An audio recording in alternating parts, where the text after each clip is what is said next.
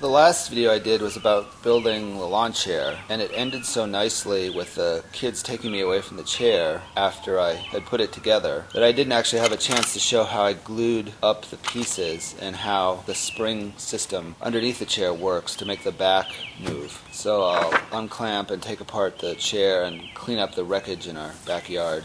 In gluing this up, I had to glue all the pieces at once. I realized the way the design was, I couldn't glue the frame together and then put the chair in.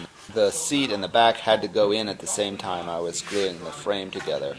All the glue had to happen at once, so I'm sort of frantically putting all the pieces together here. But it did end up being okay. Luckily, the clamping was straightforward. I just had to clamp the two sides together so that the mortise and tenons for the dowels holding the seat would stay together, and then I had to clamp the miter between the two sides and the back of the frame together. And with a little convincing, it all went together.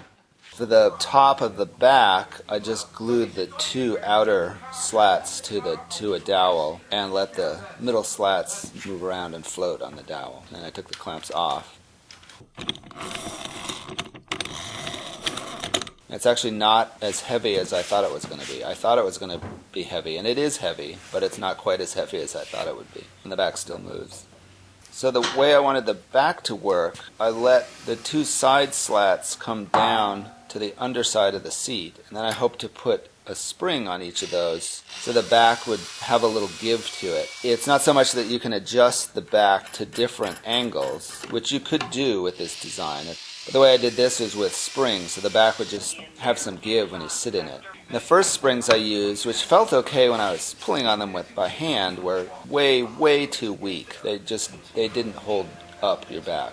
So I went to Wink's Hardware, which has a really good selection of springs, and got some much stiffer springs, which felt way too stiff when I pulled on them just with my hands. But on the chair, and using them, they're just about right. They give a good amount of support. I had to lengthen the space that I had for the springs because I could only find 8.5-inch springs that would work.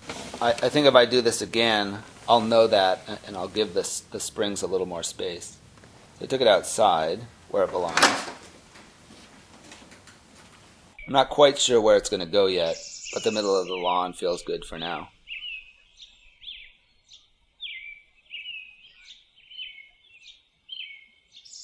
The very last thing I needed to do was touch up some of the finish where I had missed a few spots. And I ended up just giving the whole chair another coat of finish, which it kind of needed anyways. I'd like to do a second one, and I may tweak the design a little bit, but this one's pretty close.